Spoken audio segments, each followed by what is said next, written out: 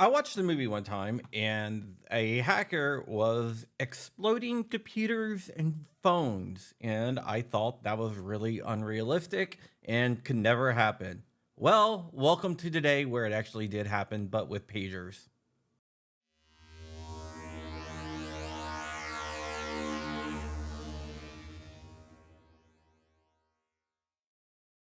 What's up, Wolverines? My name is John Crump, and I happen to be an investigative journalist that investigates a lot of stuff on the gun side. I have several investigations going on right now, but they are not ready. Originally, this was going to be our CRS update that is still coming, but this is a very interesting story because it deals with the other part of my life. This doesn't deal with firearms, it deals with technology. I am a engineer by trade, 25 years of engineering. So this is right up my alley, and I can break this down a little bit better than a lot of people out there. So that is what I'm going to do. If you don't know what I'm talking about, I am talking about the Hezbollah pager incident.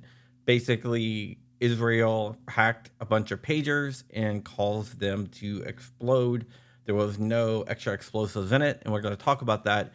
And if you have a bomb in your pocket. But before we do that, if you can do me a big favor, like, comment, and subscribe. We are still doing the fundraiser for the Cub Scouts. You can find that listed down below in the description. And today, let's talk about Ground News, who is sponsoring this video. As a journalist, I like to look at both sides of an issue instead of just the media-backed corporate interest of one source. That's why I've been using Ground News. Ground News is an app and website that combines news from around the world in one place so you can compare coverage.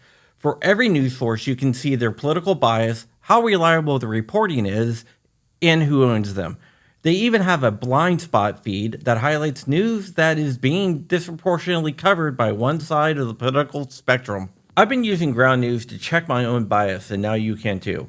Go to check.ground.news/John Crump and you can get 15% off. I use the Vantage plan to get unlimited access to all the features. By going to Ground News, you not only help my channel, but you help Ground News make the media more transparent. Let me preface this by saying that details are sparse. We don't have all the information. We do have a lot of information, but we don't have all of it. So anything that I say could change in the future once we get more information. But apparently Israel has detonated about 2,500 pagers belonging to Hezbollah people.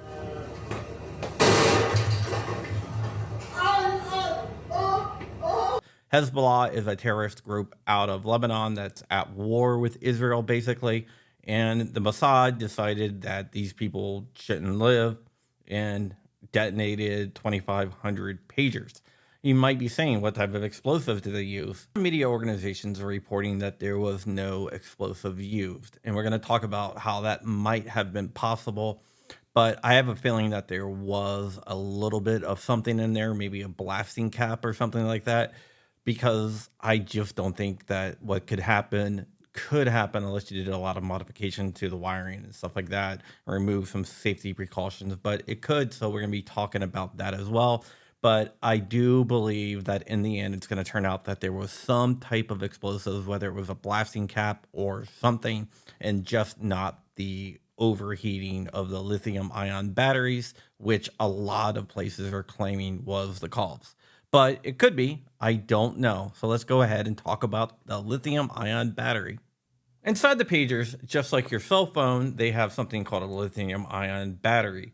When lithium ion batteries get too hot, they explode. It's not like a big explosion, but basically what it is a rapid combustion. And these batteries burn around 1100 to 1200 degrees Fahrenheit, which is very, very hot.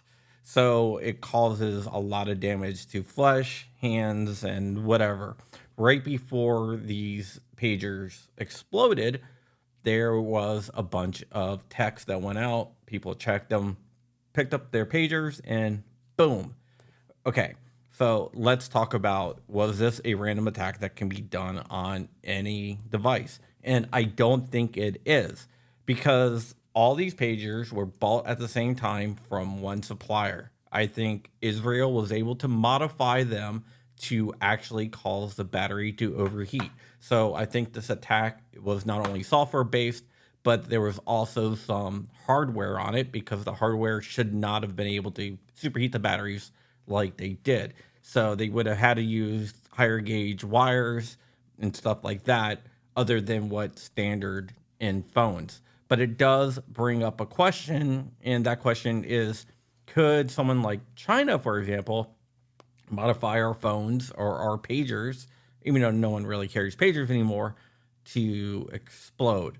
And the answer that I'm going to give you is not reassuring because technically they could. I don't know if they would be able to get away with it or not, or if it would be noticed, or if they would even want to, but it's feasible that that could be done. Whether it will be done or whether it would be caught before, that is the big question. In the US, there's a lot more regulations, a lot more inspections. So you would hope that it would get caught before they get in the hands of American people. But I was talking to someone and said, imagine if they did get it through and all of a sudden a million phones melt down like that.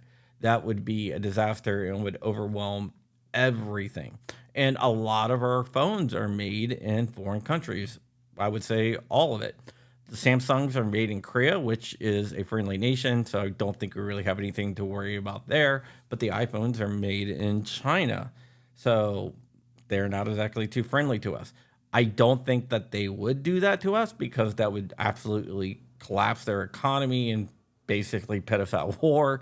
So I don't see that happening, but technically it's possible. That is what we know about what is going on. It was an ingenious attack, and it should open up everyone's eyes to the way that the governments around the world work to take out enemies that might not be so standardized. You always think of car bombs or other types of bombs or drones or anything like that, but you can use different attack vectors that no one will see, such as shorting batteries on pagers to cause them to explode, which is definitely a new type of attack.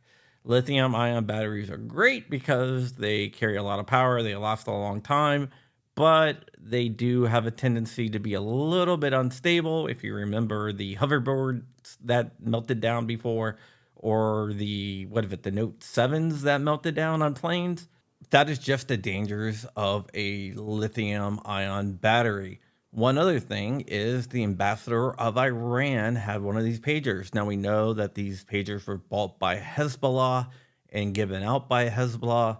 So that right there is a solid tie between Iran and Hezbollah since he had a Hezbollah pager.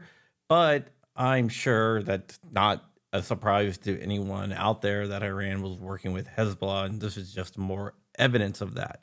Now, let's go ahead and talk about what I think the issue is. This is just another attack vector that we're going to have to learn to deal with. Every time you close one vector off, another one opens up. It's a cat and mouse game. And Hezbollah was the mouse, Israel was the cat, and Israel caught the mouse this time around. So we'll have to see what happens and what comes of this. Israel still hasn't admitted that they did it, but they did it.